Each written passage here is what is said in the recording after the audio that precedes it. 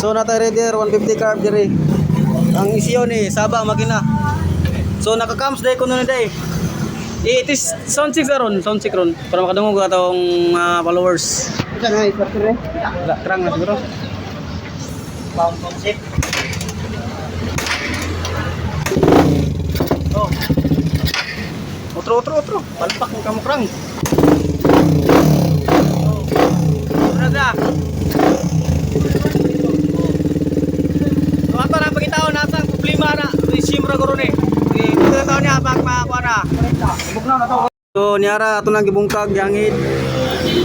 Ato na impulihan sa shims kay istak ang shims nga gitawad wala gipulihan. Tapos ang exhaust atong i-resume kay luwag na.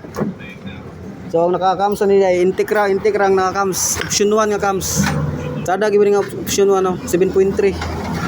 Tapos exhaust stock na rin ang exhaust. Okay ra ni. Ato lang i-resume para muilom. So nato yung mga shim diri oh. Ato ni pilihan kung say match sa nila. Kung yung stock gamay kayo. Kung stock niya. So update lang ta pag mahilom na ni. So nara mga ka-works. Ato na ito ang oil cooler kaya para ma-sound check na to.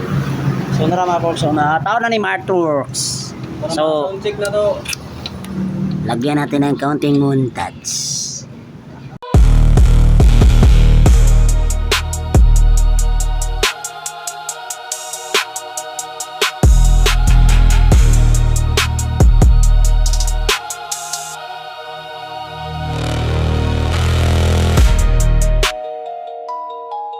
Yan mga ka-works. Sound check ta mga ka-works.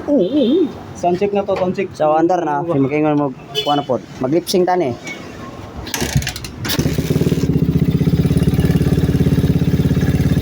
So kanay ka pili-pili, kwanto rin siya.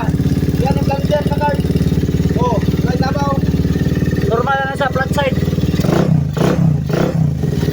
Ilong na boy. 100%. Kana katingog ka kaya. Kana. Makarb na, plunger. Ako po ka na para kuha na. Magkita, card, magkita. Sa Sa ilong-halong. so na okay ko na ni Martworks ang paro. Carb. Ilom, bay mga bay. Sama kita sa ko na. Plunger na, plunger.